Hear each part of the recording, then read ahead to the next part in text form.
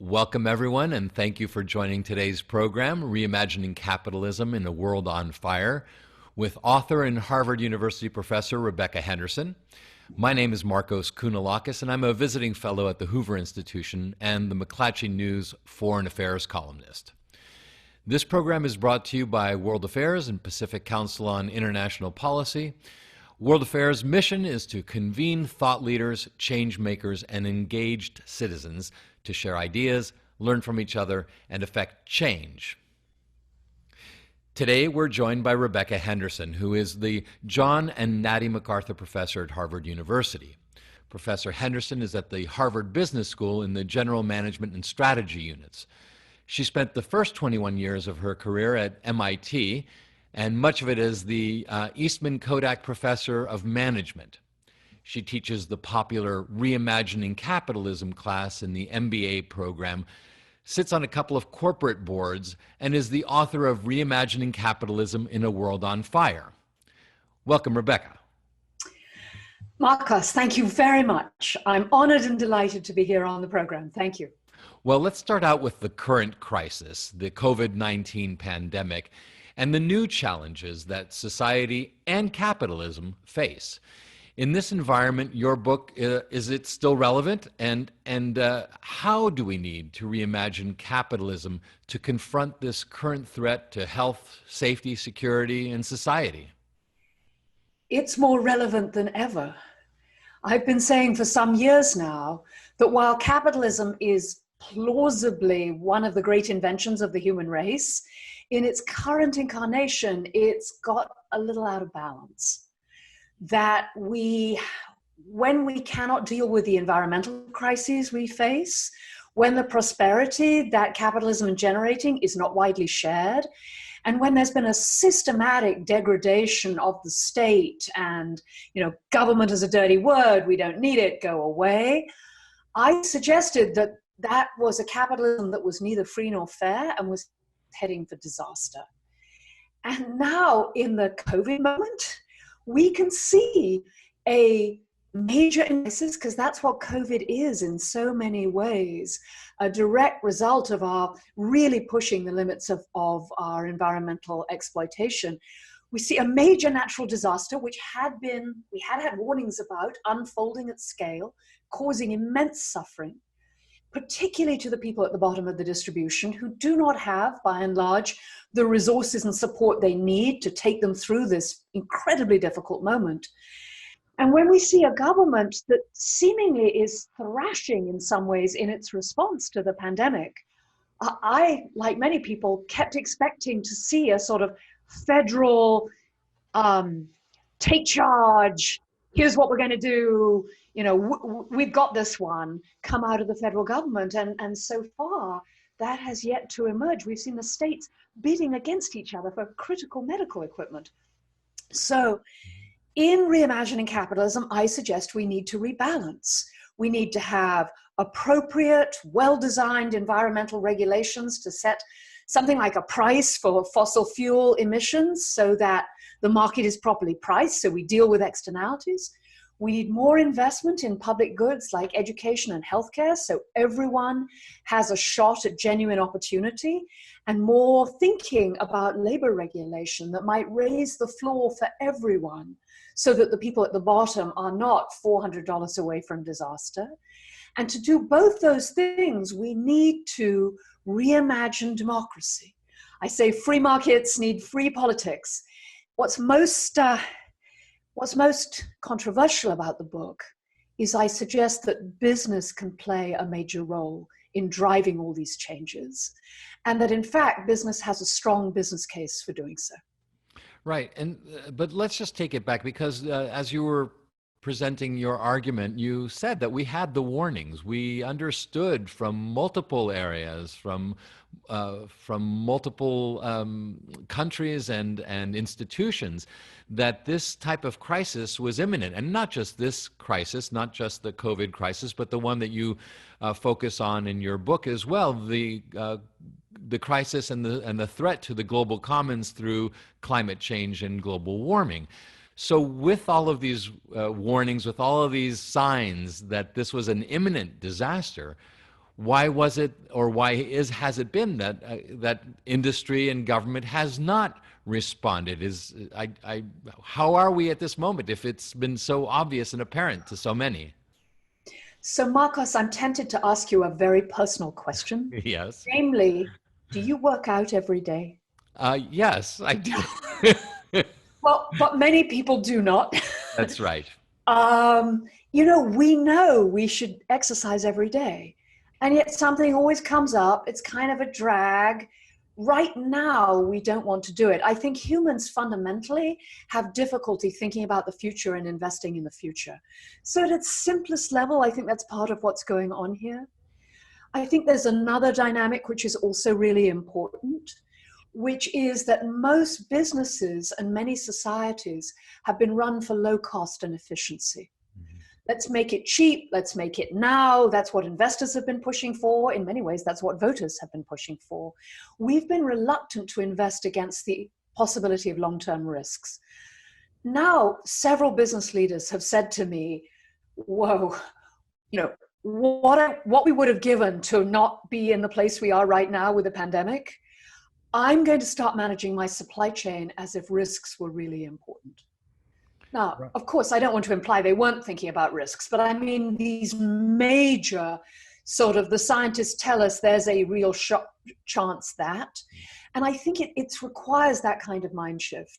It requires understanding that investing now for later really is worthwhile. We all do that when we buy insurance on our house. We need to, as it were, buy insurance on the planet. And I think that recognition is gradually, well, not gradually, let me be stronger. I think COVID is really helping with that recognition. Right. And so instead of just sort of this personal question of how do we take responsibility or address those issues that are necessary, the understanding that we make as a society, the social compact that we have, is in fact that institutions which are larger than we are thinking beyond the ephemeral, are able to actually plan and do the long-term sort of strategic, those long-term strategic necessary plans that need to be made to help with this. And what it seems to me, I certainly understand the political exigencies of government and of those who are running on a regular basis every 2 years, every 4 years, and their immediate concerns. But institutions that are really relying on the longevity of their industry to be able to continue to make a profit. Why is it that I guess you've already explained why they can't, why they haven't.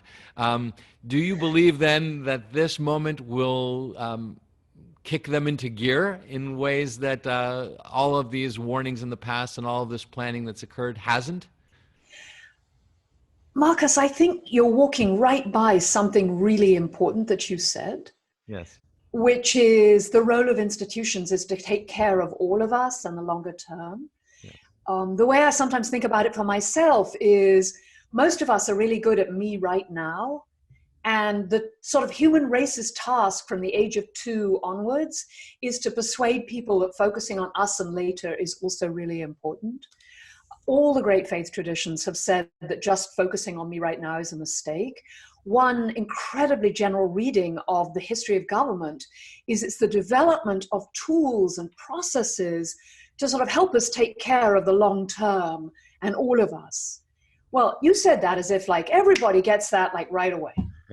That's not my experience. Right. I think we've been living in a world where perhaps because government for so long was so effective and was so strong, and civil society was so vibrant and really supporting the society, that we've taken our institutions for granted.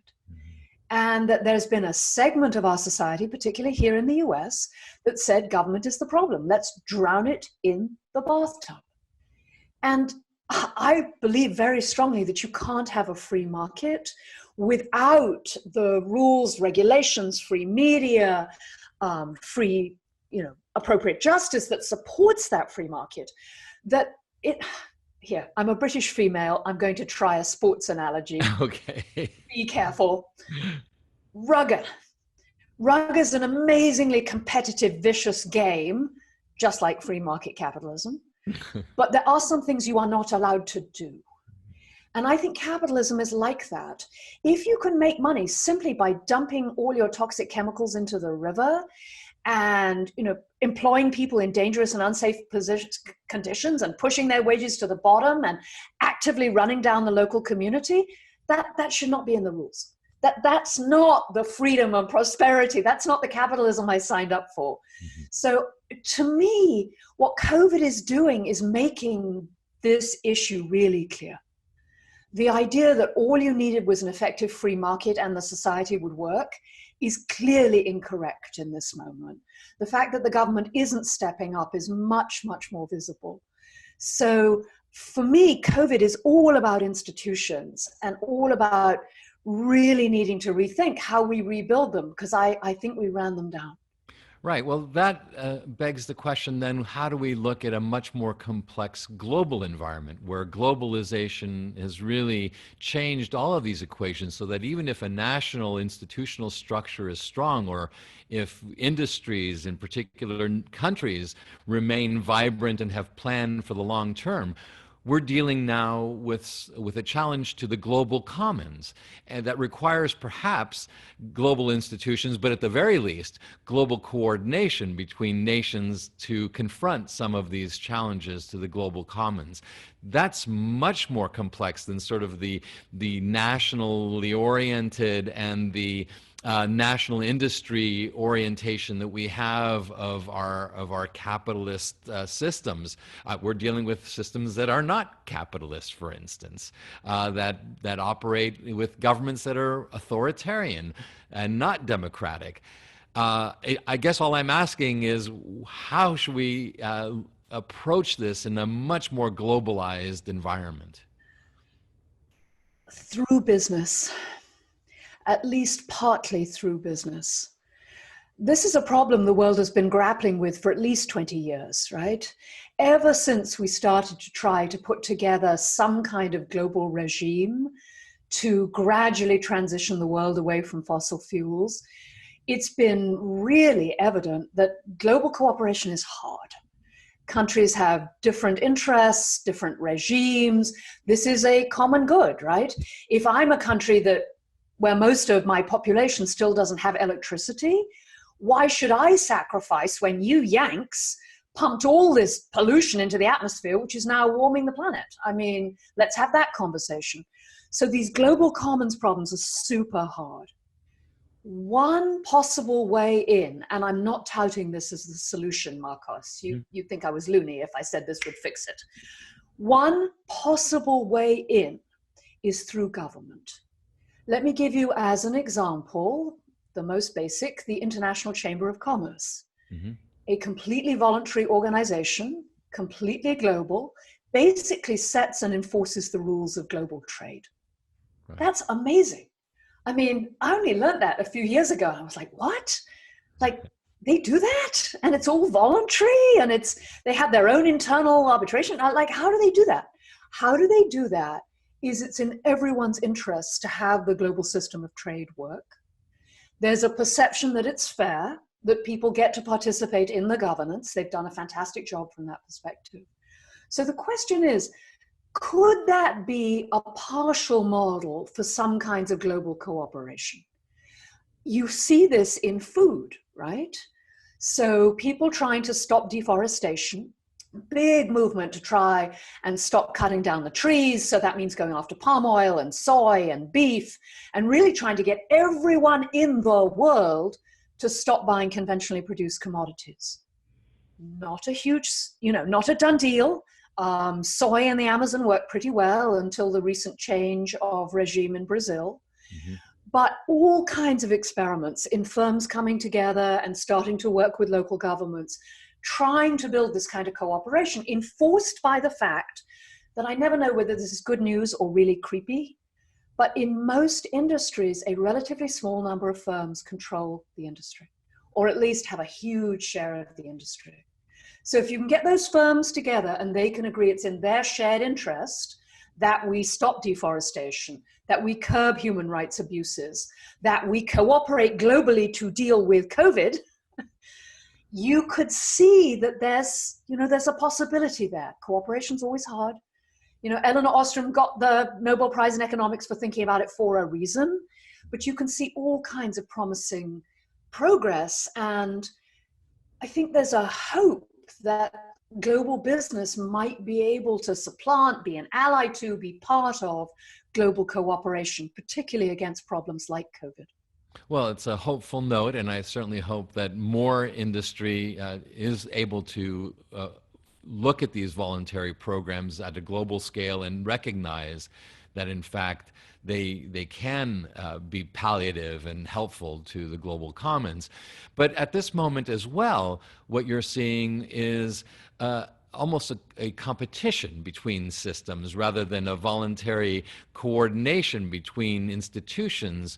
You're seeing, in fact, the United States, for example, and China, competing in terms of their assertions that one system versus another is going to be much more capable and much more equipped, much better equipped to deal with the COVID crisis. And those on the side of the Beijing consensus would argue that, in fact, a more authoritarian, more top-down structure is able to confront a COVID crisis in a much more effective way than a much more chaotic democratic system. How do you look at that current competition and that argument?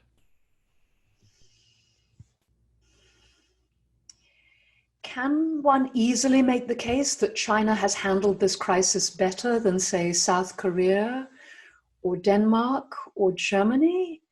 I'm not sure you can make that case. You can, I believe, definitely make the case that so far China has handled things better than the US, that the federal system has proved to be a hindrance. But I would argue that this doesn't tell us anything about the long-term competition between an authoritarian regime, and I'm peddling a straight liberal vision here, Marcos. I'm buying. a democratic polity with real engagement with politics, with real engagement with the issues, with a shared sense of common destiny. If I have to back one of those two horses, I'm going with the liberal vision every time. The reason I wrote my book is I feel that the US has gone from being an embodiment of that vision, a world leader, to really slipped away from it. That just to pick a random example, the amount of money in politics now is enormous. More than 70% of the US population thinks that they have no role in the policies that get passed.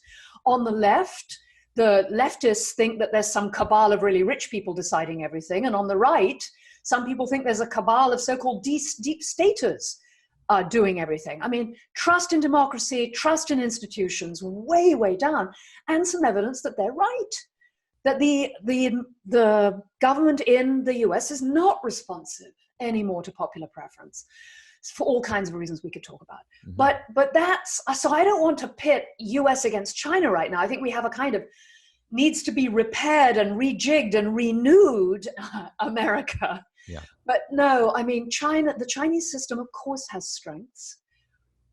My reading of so much of history and political science is if you pull all the power into the hands of a few people, all the political and economic power into the hands of a few people, you end up with tyranny. And sometimes you get Marcus Aurelius, sometimes you get an emperor who's good for his population, yes. But more often you get Stalin. Yes. And that's not a good place to be. So I would back, I'm still backing the US, even in this situation, because I think we can turn this around. Right. And I think our underlying institutions are potentially incredibly strong. Right. And within those institutions, you, of course, put as a critical component the business community and the role that it should play. Yes, yes, yes. And one of the things I believe is that the business community has, as it were, forgotten that society is a three-legged stool, right? Strong government rooted in good politics, civil society. Mm-hmm. So a media that people trust, shared facts, a common conversation about who we are as a community, now I'm really going to go out there and say some kind of representation for employees, some kind of employee voice. Most really long-term successful societies seem to have some way of balancing the power of business with the power of employees. And I think in the US, business forgot that. Right. But, you know, back in the 50s and 60s, that was all in place. In the 70s and 80s, it was basically all in place. And then business was told, your only job is to maximize shareholder value. So they said, okay, we can do that. Watch this. And whoa, they maximize shareholder value. I mean, I'm on 2 big corporate boards. It's been a great ride. I'm totally excited about it. But when you say implicitly maximize at any cost, if you imply that, yeah, sure, get the rule written in your own favor, flood the local system with money, make sure that taxes don't go up. We don't want to pay for education and health. If that's the role that business is playing, that sort of really puts strain on the whole system. That's how I think about the role of business as, yes, an incredibly important institution, but just one of 3 in that 3-legged stool. Right. And it's interesting that you, as you describe sort of the culture of business, and it sounds like during this last generation, this more, whether it's win at any cost, profit, you know, above all, you really had a front row seat in that you were in these business schools watching these new captains of industry being trained. What was it about the culture of those institutions, perhaps, that was not taking into account these other 2 legs of this all-important stool? What a great question. When I was a business school student in 1985, a cartoon made the rounds. And the cartoon was of a classroom. And at the front of the classroom, there was a kind of mild-mannered man saying, today we're going to talk about production, about making things. And in the foreground, there are 2 students talking to each other, and they say, making things? I didn't come to business school to learn about making things. I came to make money. And, you know, that was business school culture. It was put your head down, make money, make a lot of money. I think for 2 reasons. One is due to some path-breaking work out of the University of Chicago and the University of Rochester, a lot of people had persuaded themselves that businesses weren't paying enough attention to their investors, that they were essentially feather bedding, buying jets, building huge corporate headquarters, diversifying into useless, frivolous other subsidiaries, that they weren't focused enough on their investors. And some evidence that maybe that was true, that still pretty controversial actually, but a lot of people persuaded themselves that it was. And the way to get business going again, because remember, this really starts going in the late 70s and the early 80s when the US economy is hit by stagflation. There's huge concern that US companies aren't performing very well. Right. So everyone says, let's focus more on investors. Let's get these guys really paying attention to the bottom line. And in itself, that wasn't a problem. What was missing was the kind of huge asterisks. And the huge asterisk should have said, as long as the institutions that set the rules of the game are in place, as long as externalities are properly priced, and as long as government's doing its job to make sure there's equality of opportunity, or at least reasonable opportunity, then just put your head down and make money. And the trouble was that for all kinds of reasons, we could talk about the political evolution of the US, but also that aggressive money making by the private sector, that asterisk went from being a teeny weeny little asterisk to being like, oh my God, you know, what did we do? There's a cartoon in my book, which is I'm on a cartoon kick. One of my favorite cartoons is of a group of people sitting around a campfire. And in the distance, you can see clearly what is the ruins of civilization. And there's a speaker who's in a ragged business suit, and he's talking to the children. And he says, well, we did destroy the planet. But in the meantime, we made a great deal of shareholder value. That for me really catches our current moment is like, yes, I love capitalism. I love the creativity and dynamism and hey, I love my smartphone and all the amazing things that have come from it. But we need to pay more attention to the rules and to the context in which business operates. Right. And, in that context in which business operates, there's an author named Anand Giridharadas who actually is very critical of the concept that business, in fact, is a part of the solution, and really puts them squarely in the frame of being the problem, in part because of the reasons that you've described and the exigencies of industry and of profit. But he really tries to put to bed this notion that those who work within and lead these organizations can be the change makers necessary to address some of these larger problems. Could you address that challenge to a degree? It's not just Anand.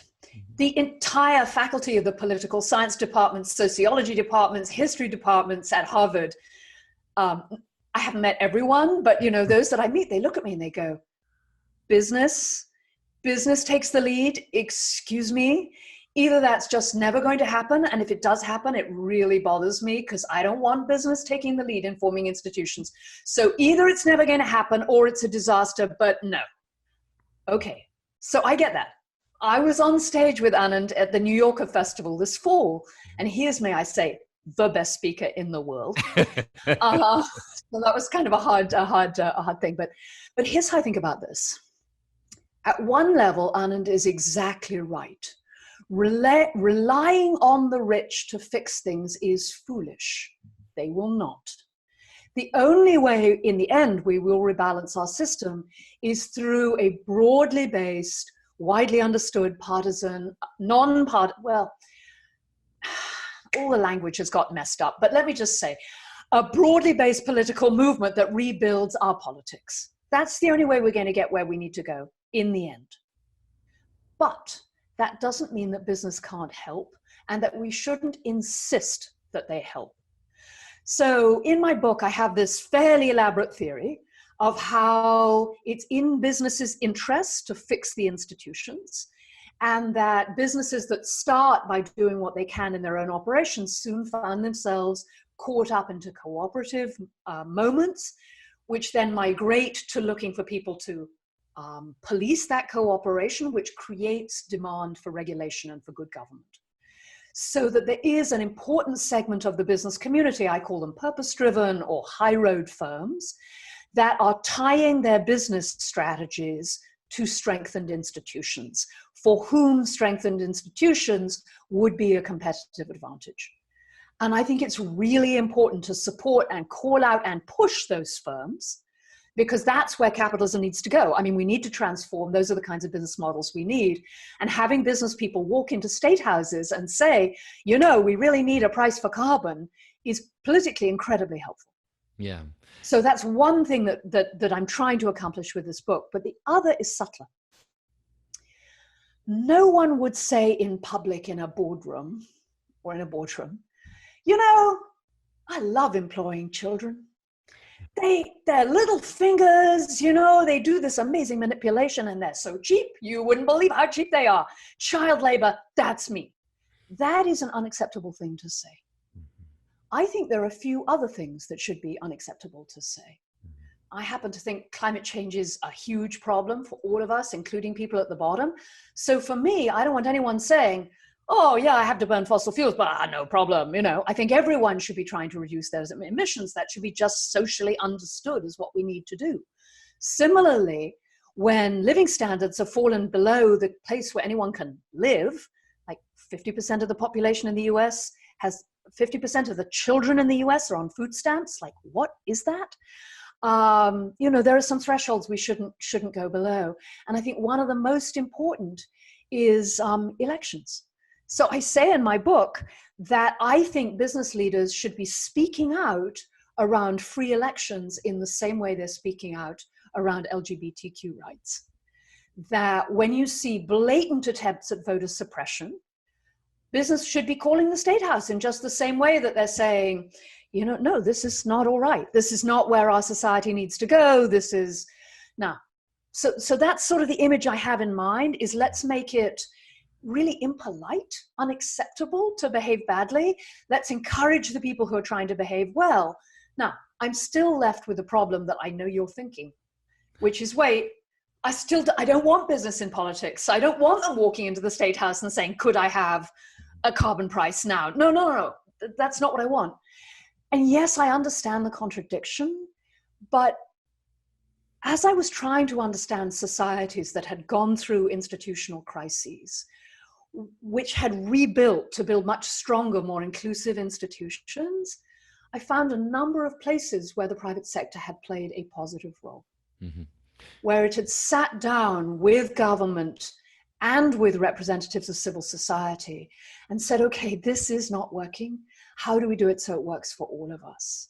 Right. You know, sometimes people talk about Denmark, and, you know, Denmark works incredibly well, and people think it's because, hey, they're Danish, you know, something like, oh, those Danes, they're just into cooperation, no problem.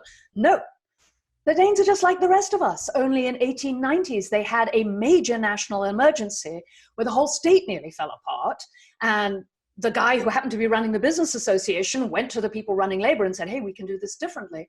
And they set up this amazing cooperative conversation that has more or less succeeded. And the Dane businessmen describe themselves as proudly capitalist, but embedded in a very strong framework, a framework that holds and balances the market.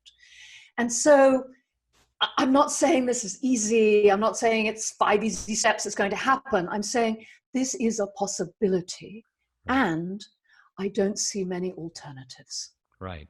And you also seem to be implying that sometimes a moment of crisis can actually lead to a moment of self-awareness and of change within these organizations. I think it can. Sometimes I think COVID is doing that. As I work with different firms, one of the things COVID is doing is making it very clear that business stands or falls with the strength of the society around us. A lot of people are seeing people juggle children and having to lay off employees. Nobody I've ever met enjoys laying off employees. And I think there's a feeling of sympathy, at least understanding. Many very senior managers spend most of their lives in beautifully furnished bubbles in which they work unbelievably hard. But I think COVID has shattered that bubble to some degree. And so, yes, in my very most hopeful moments, I think we might look back on the pandemic and say that was awful. Thousands of people died, but it woke us up to the need to think differently about where we're going, and perhaps to build it better. And in your research at this point, now feeding back, so excuse me, but in your research, have you found that there's a difference between the type of business that is being run and the way that they're more open to or likely to adapt to a purpose-driven organization? For instance, is an intellectual capital-based company an easier place to come up with this mission statement and purpose that you suggest is going to help be a change maker within society versus an organization that is really a command and control manufacturing based, just fix the widget type of organization? Yes.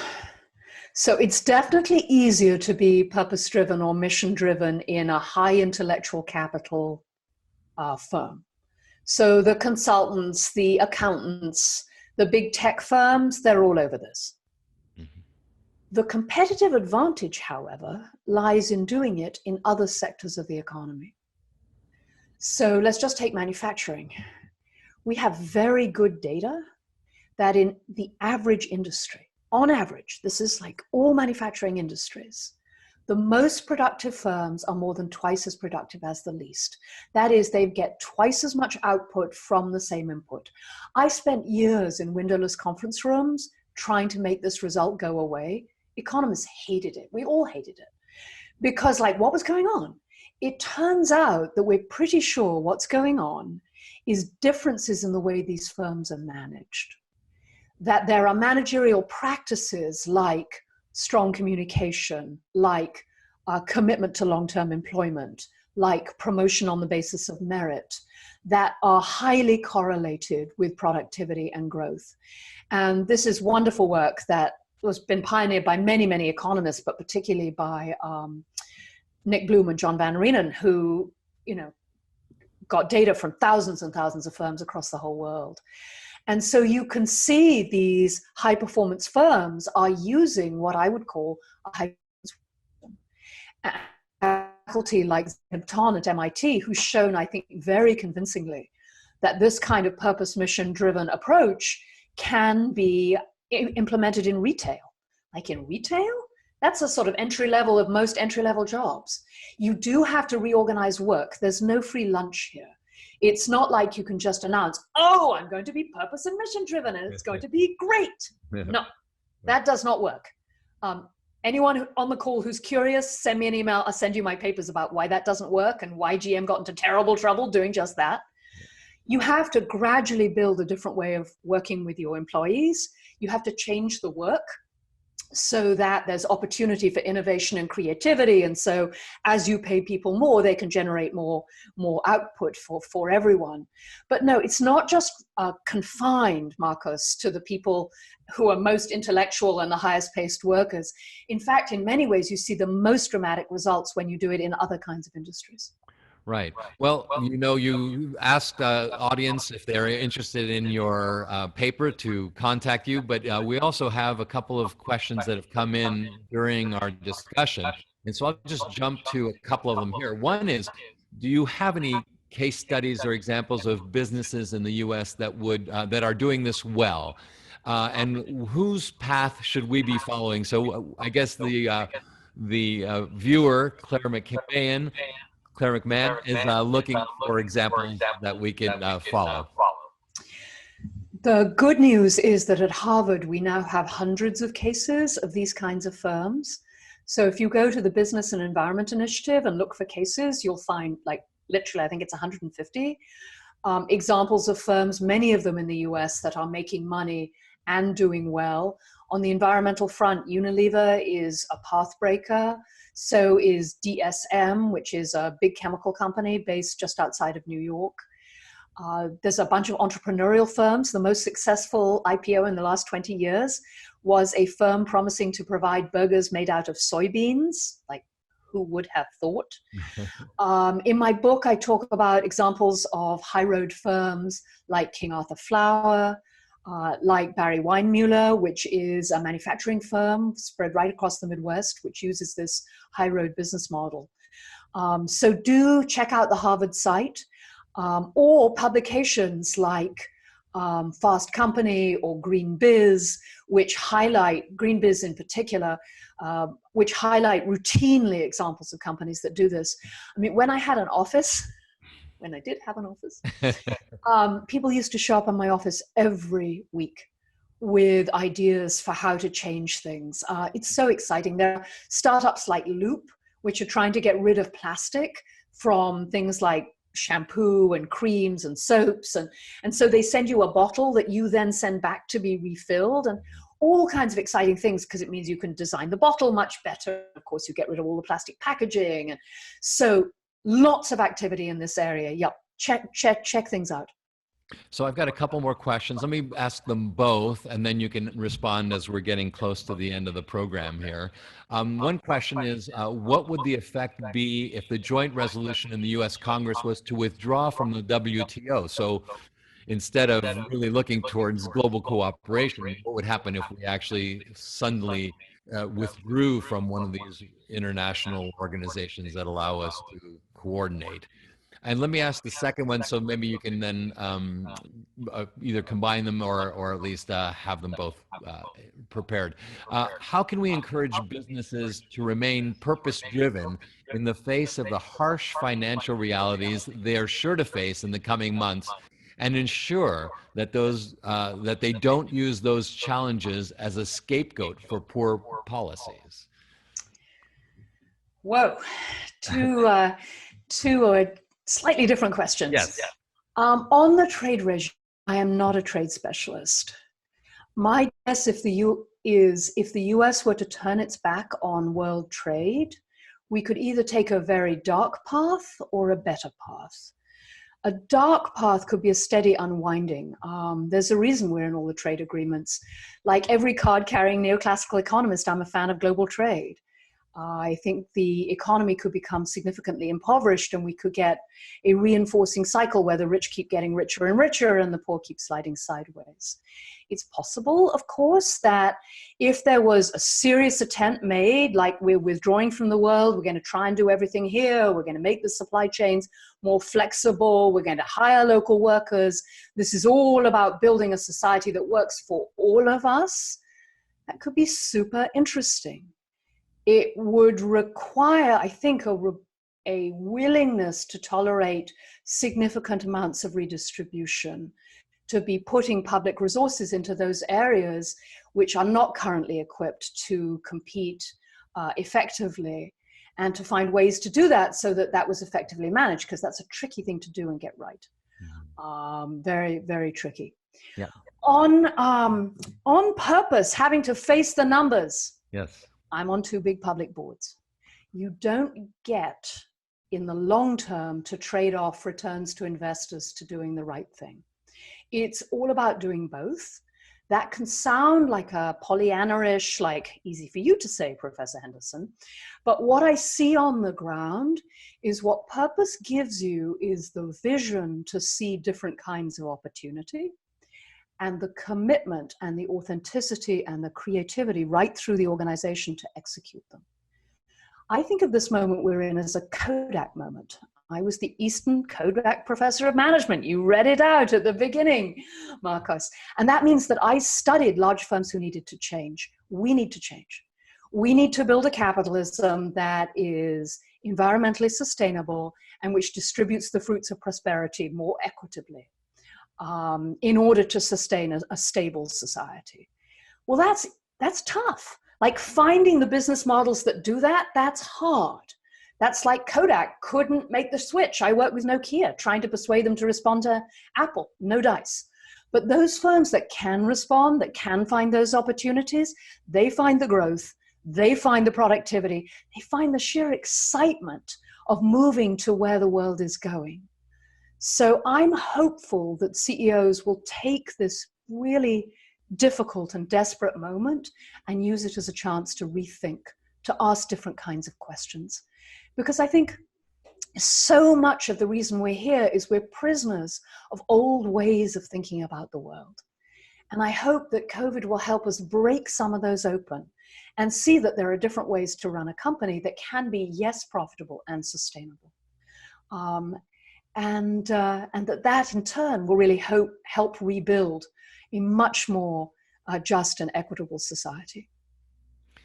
Well, what a hopeful peroration you just gave us. I think that's just wonderful to hear both your enthusiasm, your insights at a time when we clearly are facing the need to reimagine the workplace, reimagine education, reimagine government, and of course, reimagine capitalism, as the title of your book really commands us to think about, even before this COVID moment, but in many ways, in many prescient ways, understanding that we would eventually get to a time when crisis would force us to think about this in much more serious ways.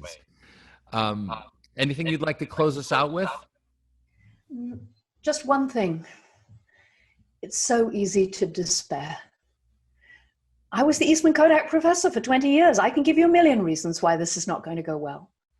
But despair is not at all helpful. And we never know what's going to happen. And human beings are amazing. We have the technology and the resources to rebuild this world. And I think humans are infinitely resourceful. I think there's reasonable odds that we will decide to focus on the long term and the common good, and that we will build business models that support that. And I can tell you, if you spend your life working with people who are trying to make this happen, you feel a whole lot better about what's going on. I cover climate science for a living, and it's very depressing. But I think we can turn things around. I think we can build a new world. Not easily, but I'm sure it can be done. Well, thank you for those lovely words, Professor Rebecca Henderson, professor at Harvard Business School and the author of Reimagining Capitalism in a World on Fire.